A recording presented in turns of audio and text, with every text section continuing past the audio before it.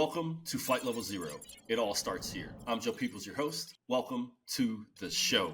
If you are a veteran and you are in need of help, support, or just somebody to talk to, please call the Veterans Crisis Line. Dial 988 and press 1. Everything's confidential. They just want to get you help. What you are going through is a unique situation that only service members and their families understand.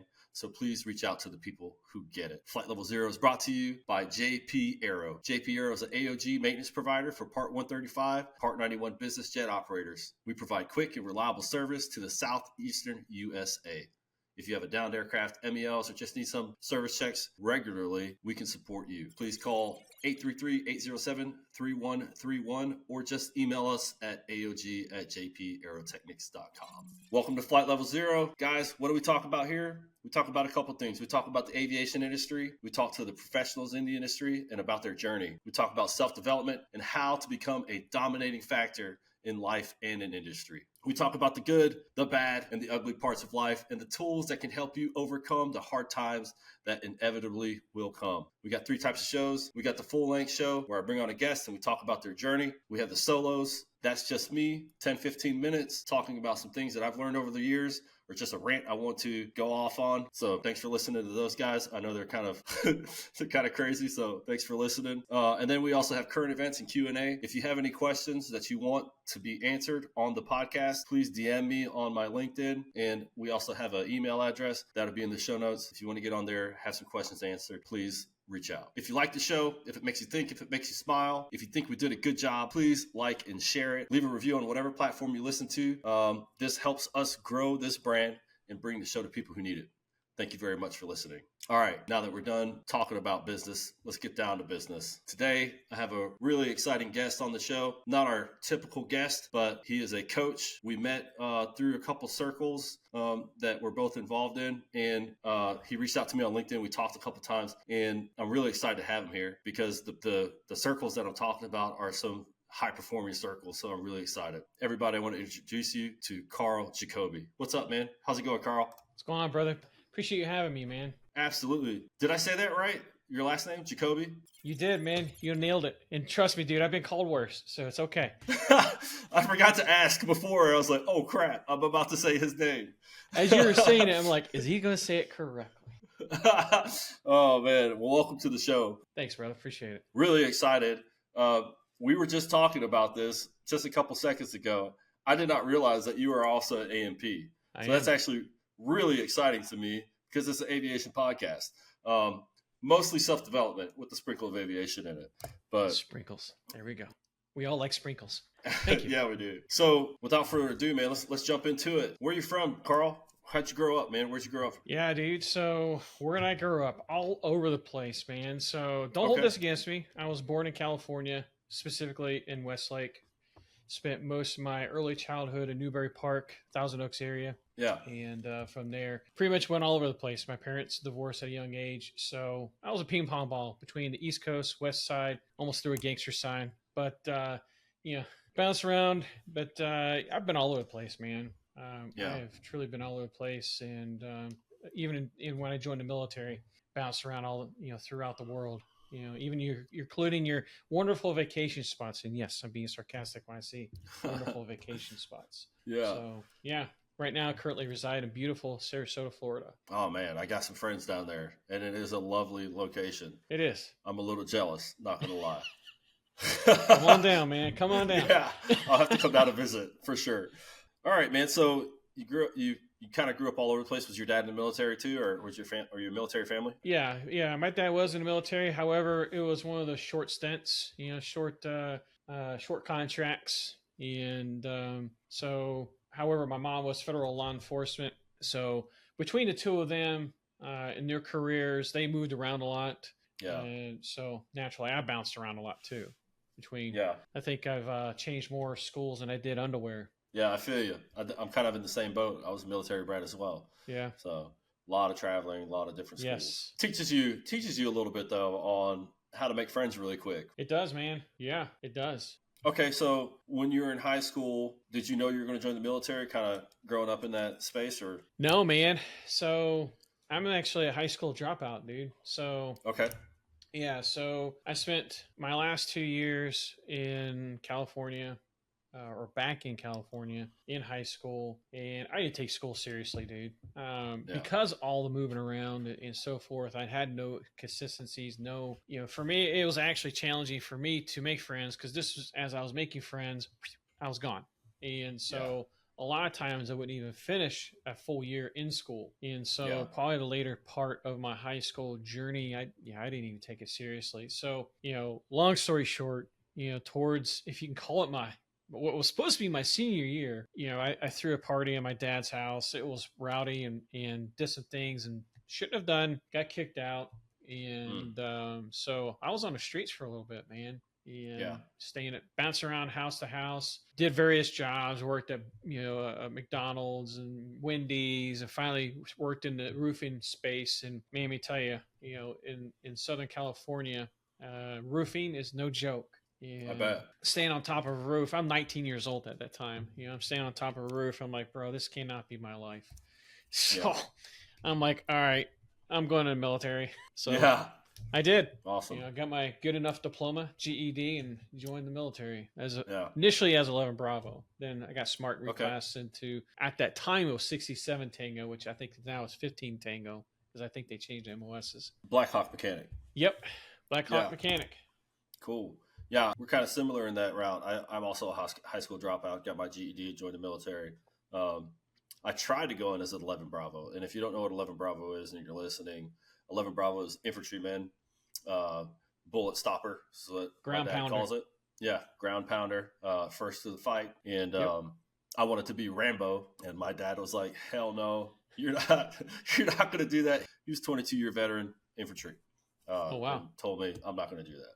So he drugged me back to MEPS and changed my MOS to 15 Romeo, which is an Apache mechanic. So very similar. Nice. So you were Black Hawk mechanic in the Army. Very interesting. How long did you serve? Total of 8 years. Oh, wow. Okay. Good long stint. Yeah. It was a good, rewarding time. And, the first 2 years, maybe a little longer, I was 11 Bravo. And the time came to either re-enlist or to, get out. And career prospects as an 11 Bravo, as infantry, especially at that point in time, weren't too forward-looking unless you want to be a cop, which is not my game, or something along those lines. Again, not my game. Yeah. So this was while I was actually in Bosnia. This was in '99, I think it was, just before a turn of the year, or turn into the millennium. And everybody's panicking, right? Oh my gosh, we're up to hit 2000. And Y2K. yeah, exactly. Everybody's remember. panicking about computers, shutting down and this, that, and the other. Meanwhile, we're in Bosnia freezing our asses off. But so we're attached to a Black Hawk unit, and we're sitting in a cafeteria, and this guy comes in the flight suit, and I'm like, man, that's pretty badass. What is that? He starts talking about his job and this, that, and the other. He's like, yeah, we never do road marches. We never do this. We always stay in hotels if we have to go somewhere, or TDY. I'm like, bro, what? Yeah. It's like, all right. So 2 weeks later, coincidentally, they had openings for 50 or 67 Tangos. And so I raised my hand again, re-enlisted. And shortly after that, they sent me to Virginia, Fort Eustis, for school to reclass into 67 Tango. So, but I will tell you that guy lied, because I rarely stayed in a hotel. Yeah. He was probably a crew member. Yep. Flying around all the East Coast, living the dream. So Fort Eustis did probably 6 months out there, trained up as a mechanic. Yeah. So I was there. I don't remember how. Actually, I was there a little longer than usual, or supposed to, because about halfway through, if you're not familiar, they have what's called mandatory fun days, man. What's the fun about mandatory fun days, by the way? But so we have this mandatory fun day, and so we go out and do different things. Well, we're playing soccer, and I think it was shifted to the right too fast. My ankle just folded underneath, and unfortunately, that took me out of school, because you're supposed to be able to climb up on the aircraft, right, to do training, do repairs either on the servos or on the rotor head, whatever. And I couldn't climb on the aircraft. So they held me back, and yeah, I think I spent another 3 months there Yeah. at Fort Useless. Yeah. And Nothing to do out there. oh no, dude, no. Yeah. So yeah, so I stayed there for a little bit longer than I should have, but then after that, then I was stationed in Germany. Oh, okay. Awesome. What is that? Is that Ramstein? No, that's not Ramstein. So we're actually in Giebelstadt. This was before Okay. Giebelstadt closed down. Yeah, man. So you worked on helicopters for about 5, 6 years then. Yeah, You know? yeah. While I was in the army, yeah. Then I got out Cool. and stayed at. Still did the same thing, but at what we call as a blue suitor instead of a green suitor. So I essentially just trade my name badge and trade my suit for a blue one, and of course, the paychecks are quite different as well. So Yeah. stayed overseas, stay at the same place, and yeah. So I stayed in the contracting realm for probably 15 years. Oh, shoot. With various places or various companies in various places, ending up at what used to be called Fort Rucker, Alabama. It's now Noblesville or some weird name. But so yeah, I left that world in 2019 when I pursued full-time entrepreneurship in the companies that I've started and built. Awesome, man. Yeah, That's a phenomenal story coming back. So I didn't realize that you stayed in aviation for so long after you got out of the military. Yeah, it was a large part of my life, man. Large part of my adult life. I miss working on helicopters. I miss I work on business jets now, but man, the helicopters, how delicate everything is, and how, I always say this. I know who did that safety wire. If they were a helicopter mechanic or an airplane mechanic, you know what I'm saying? Yes. Yes. I know who bet their cotter key. I can tell if they were, in helicopter maintenance or not just by a cotter key. Yes. Agree. Just, and then there's an art to that, man. There is, man. And there's a way it's supposed to look when it's done. Yes. Even the pigtails got to be just perfect, man. It's got to be perfect, and it can't be too big. It can't be too small. That's right. I don't know. We're just so very, very detailed. Yes. And agree. The fixed wing side of aviation is not like that. They're okay, but they remind me of like learning in AIT how to do safeties most of the time. So not trying to talk shit on you guys. I know you guys are hardworking mechanics out there. Just don't get mad at me. So did the contracting thing for a little bit, and you say 15 years, and you decided to move into entrepreneurship. Before we get to that, I want to talk to you about your transition out of the military. I have a nonprofit called Hire Vets, and our goal is to help 10,000 veterans transition out of the military into successful civilian life. And so I want to know what that journey was like for you. You said you just moved in contracting. Well, that was a really good move for me as well. Getting out of the military, went right into contracting. So how did you feel? Let's go back circa 2002, 2003 when you were getting out. What was your mindset at that time? Yeah, so in some ways it was easy, in other ways it was not.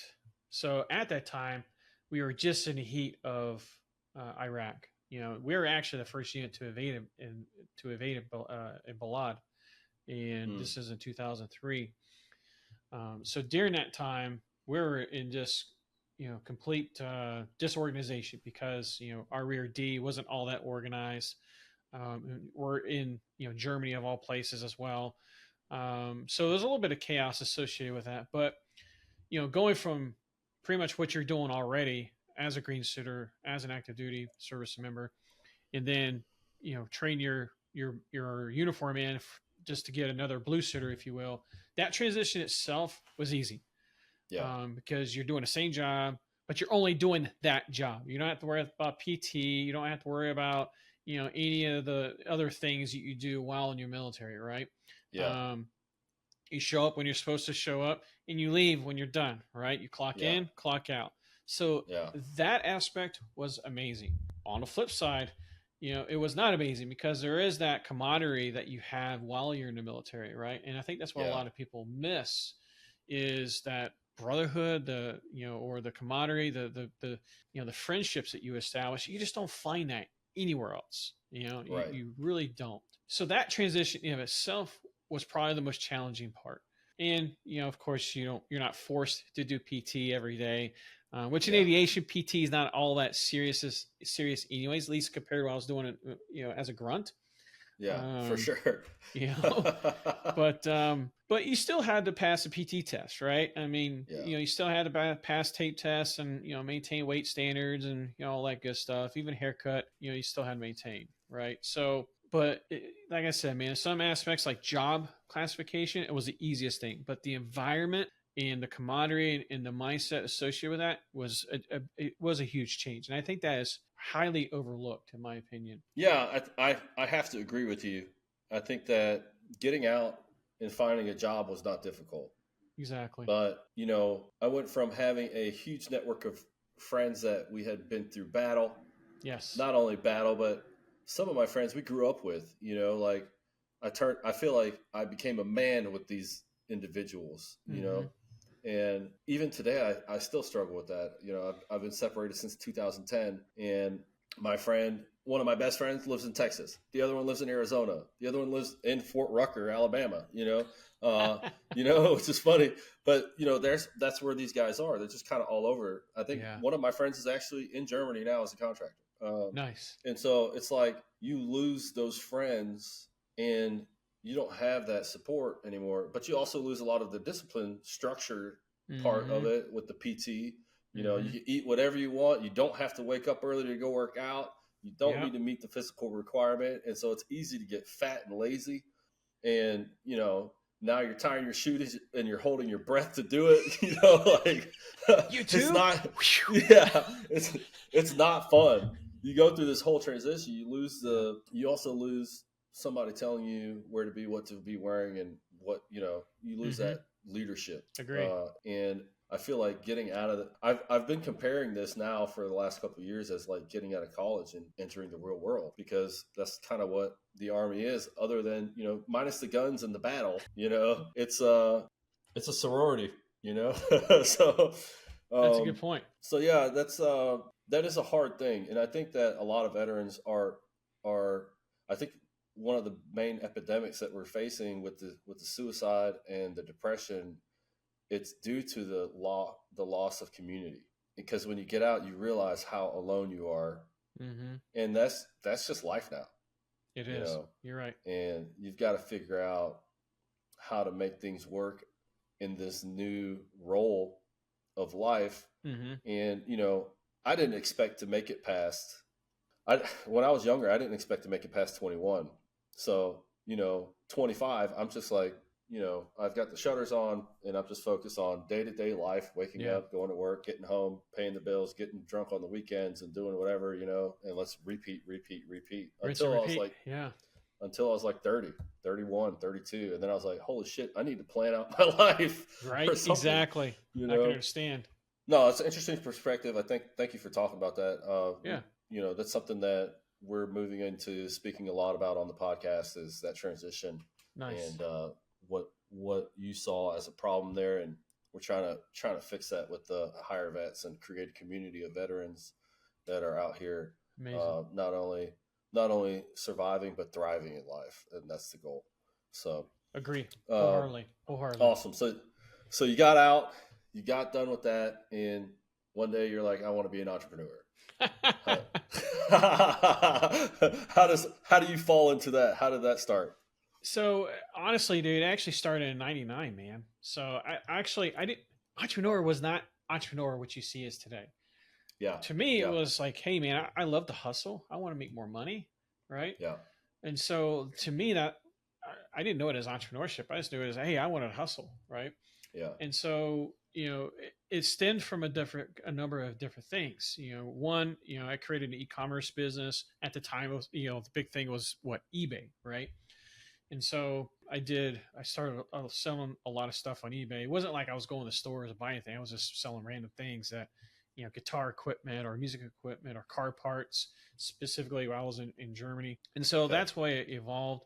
I even did stuff for A&P licenses, teaching how to pass A&P exams. And I wasn't a DME, but, Yeah. all the, the knowledge tests, for all your three parts of A&P and FCC licensing. I did a lot of that on the side too, just to make some extra money. So towards the later in my adult, or, I hate to say adult life, but, for lack of a saying, 10 years, so years in, I'm really loving e-commerce because, dude, I could do that anywhere at any time. Yeah. Right.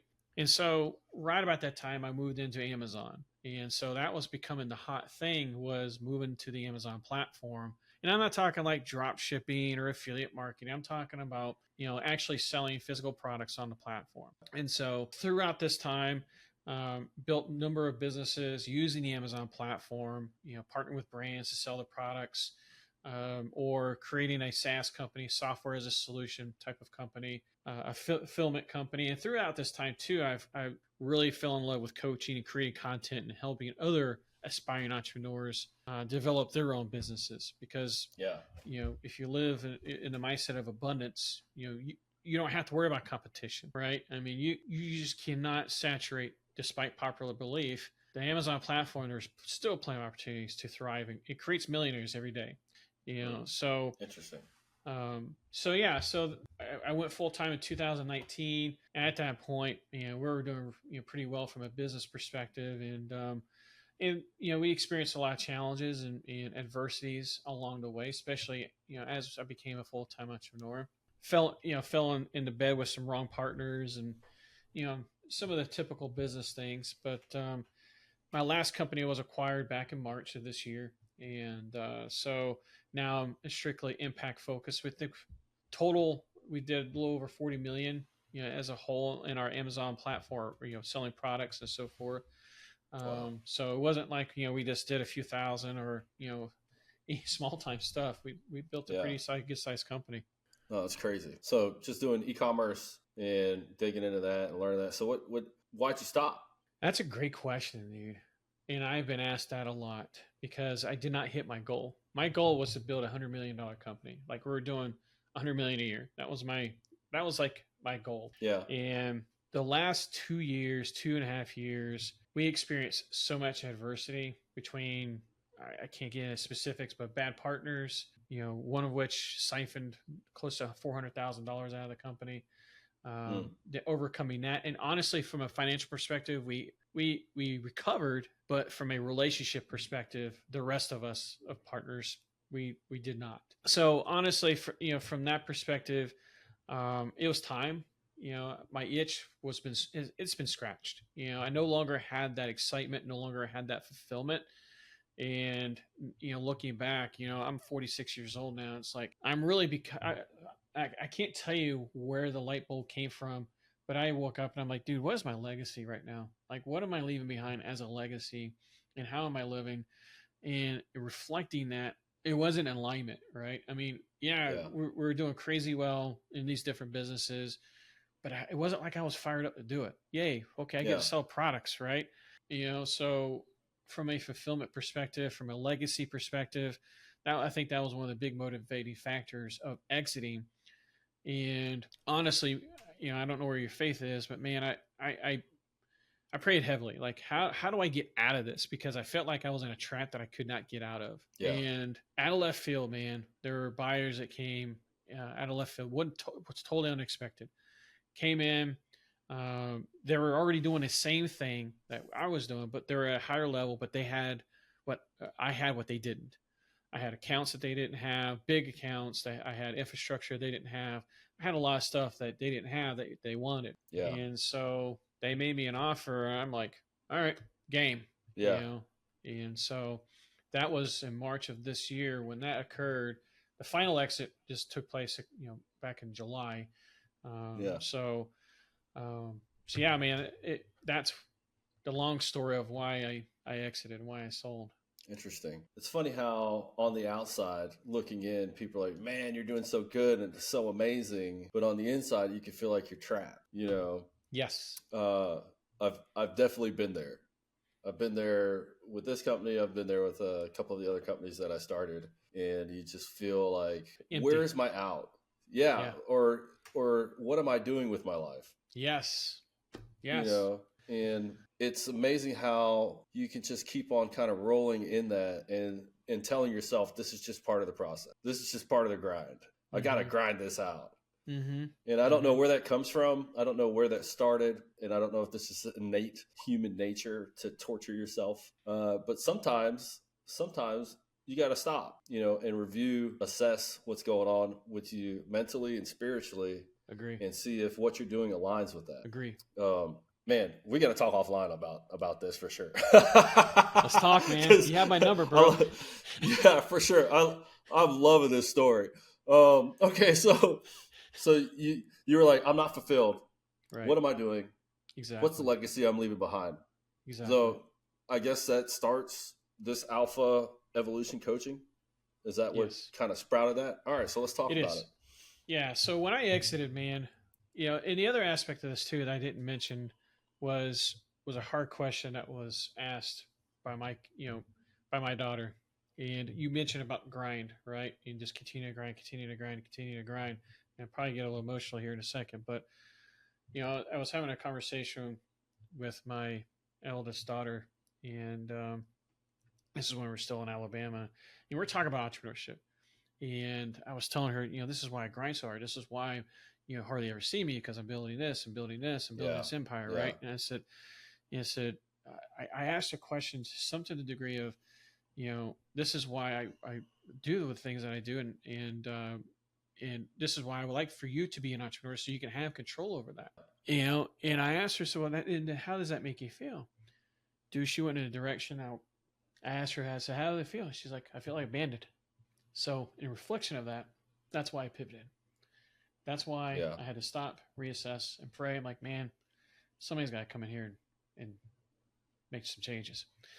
So that was the other driving factor in this. So to answer your question, that's how Alpha Evolution Coaching spawned, is because when I sold my companies, I didn't really quite know what to do. Like, I love business, right? I love business. I love every nature of it. And I was sort of like, man, what can I do with that, right? Like, I've been an entrepreneur for most of my adult life, but what can I do in business that I don't have to repeat what I was doing, right? I don't want to start another business. I don't want to start another company.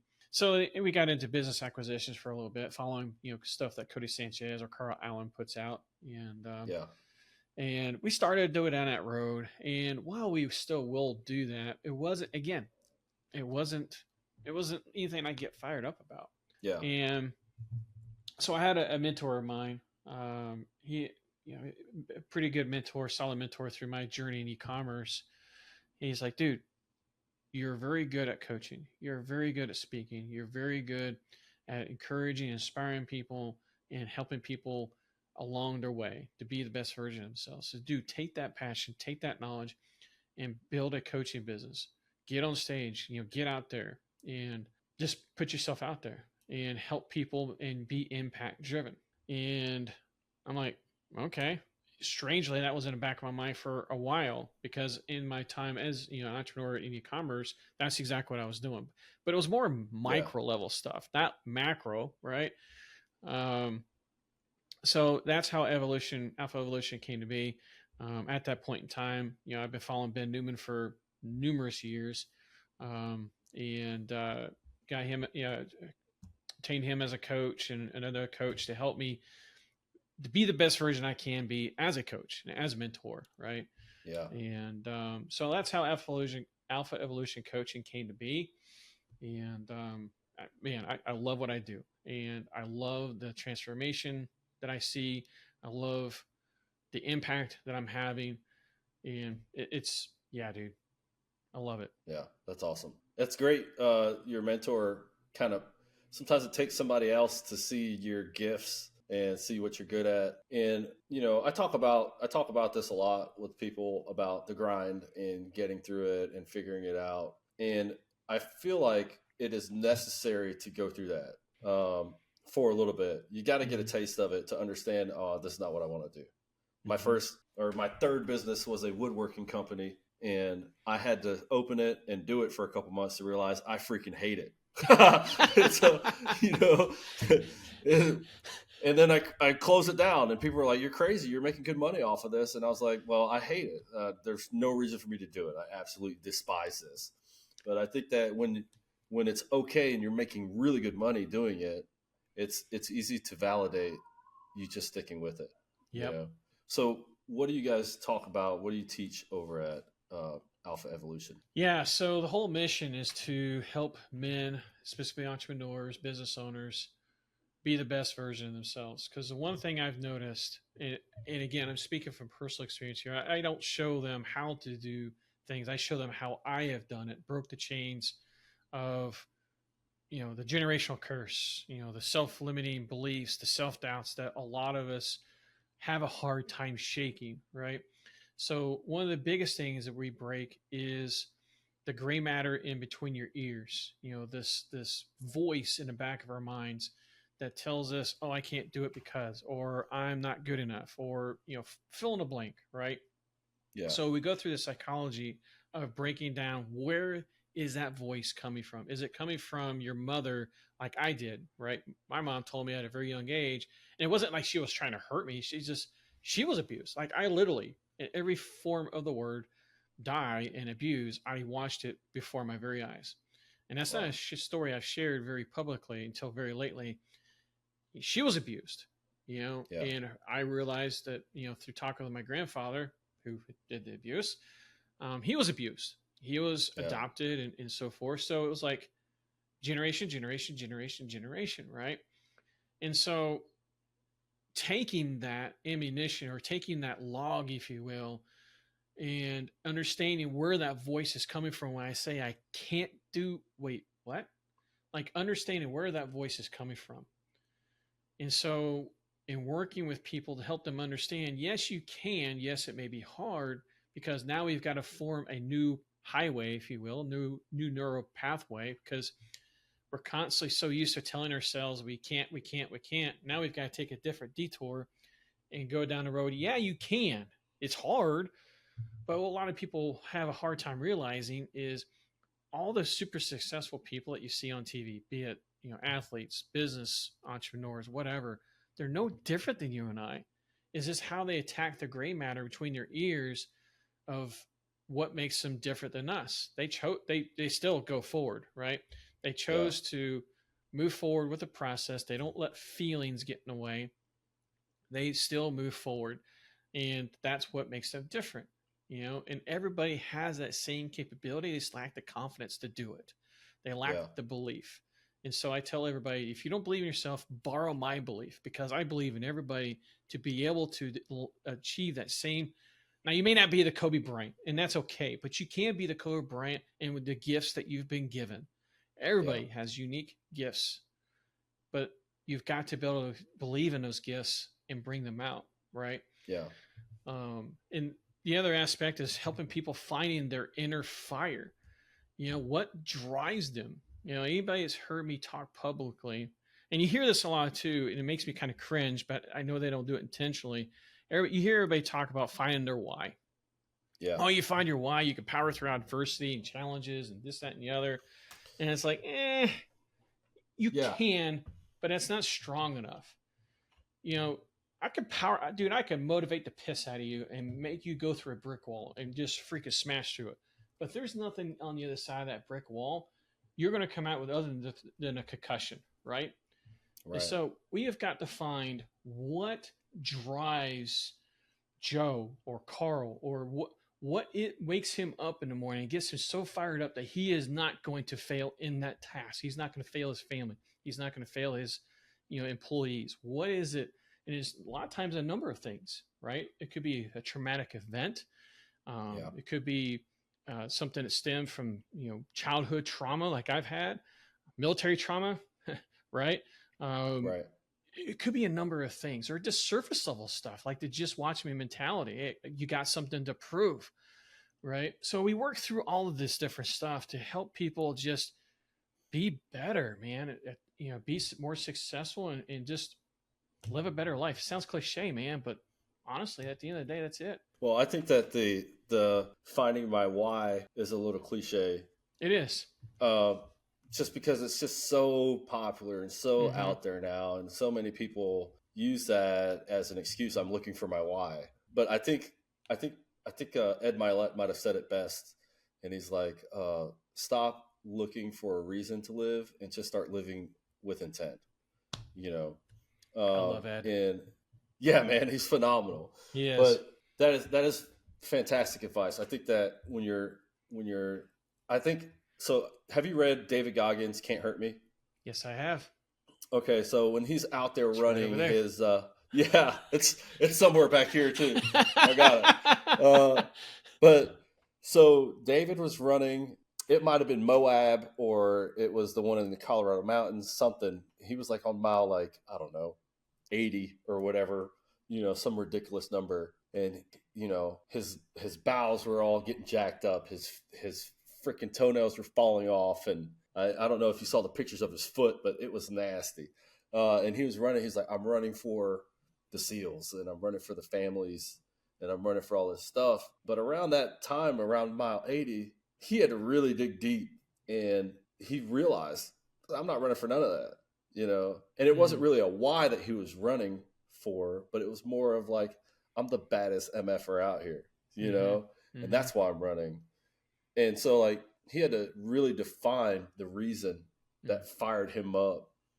And so I love the idea of your coaching group finding that fire, helping you find it. And guys, coaching is specifically, they're not going to, like, Karl's not going to tell you how to do it your way. Coaching is kind of guiding you so that you can find it yourself. So just understand that. And then you coach men entrepreneurs only? Correct. Yeah. Okay. Yeah. There's a lot more relatability in that. Yeah, I can see that. I think it would be harder. I don't know how I would coach any women how to do anything, in all honesty. Yeah, me neither, dude. Me neither. love them to death.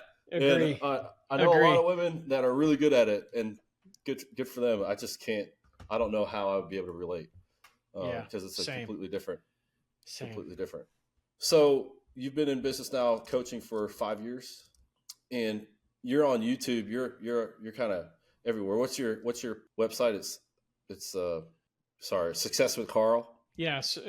Well, so if anybody wants the content, in terms of what we've been talking about, they can go to Success with Karl with a K, not with a C, successwithkarl.com. And they go there, enter their information. They get access to a free blueprint that really walks them through the process to help them find their inner fire, their deepest inner fire, through the different layers that we talk about in my one-on-one coaching clients or in our small group coaching sessions as well. So there's that. In addition to that, there's also about a 4-hour long course delivered through a series of videos, about 30 videos, a little less than that actually, that walks them through the same process, right? And takes them, from the surface level of just watching mentality all the way down to find your deepest inner fire that just cannot be put out. So it goes along really well. And that's, we typically offer that to premium clients for, just under $1,000. So they get free access to that if they enter the coupon code. And I think you have that coupon code. It's FLZ pod. There Guys, you go. Take advantage of this. Like, if you can, if you're listening to the show, I'm going to put it in the show notes as well. But if you're listening to the show, Karl has a lot of really great reviews on YouTube. People who have basically put up testimonies of how good his coaching is and how they have found success in their life by using his coaching program. This is $1,000 worth of material that you can get for free access to if you just go to successwithkarl.com, Karl with a K, and put in the promo code FLZ pod, POD, FLZ pod. And man, I can't tell you how much I appreciate that. And I hope that if you're out there listening, that you take advantage of that fully. That's amazing. Yeah, happy to do it, man. Just want to provide as much of an impact as I possibly can, man. So I have a question for you. So when your daughter, that's big. Your daughter was like, I feel abandoned. Mm-hmm. And I feel like I've lived that as well. My oldest daughter just went to college. My two younger kids, they are 13 and 12. And, when my daughter went to college, she went to college this year. I feel like I failed her, because I haven't been around, because I've been trying to start this thing and run this empire and be successful and all the things, and in that my mentality has been, I've got to sacrifice something. And now that she's gone and in college, like we still talk. It's not like life is over. We still have a lot of time to recover. But it's like, man, I didn't want to sacrifice that. Not that. Anything but that. And a lot of times, as men, it is. I mean, for most men, we're the breadwinner, and so that is the role that we take. We are at work early in the morning before the sun comes up, and back home, after the sun goes down.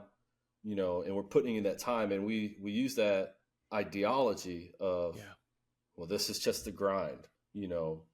And so when your daughter told you that, is that your fire? Is that what you use? Part of it. Yeah. It is part of it. And man, yeah, you and I have a lot more in common than you realize. So yeah, we definitely have an offline conversation, but yeah, that is part of the fire. That is absolutely part of the fire. Yeah. Yeah. And if you could tell us one thing without giving away your whole coaching program, because I don't want to do that to you, but like how did you find your fire? What did you do to do that?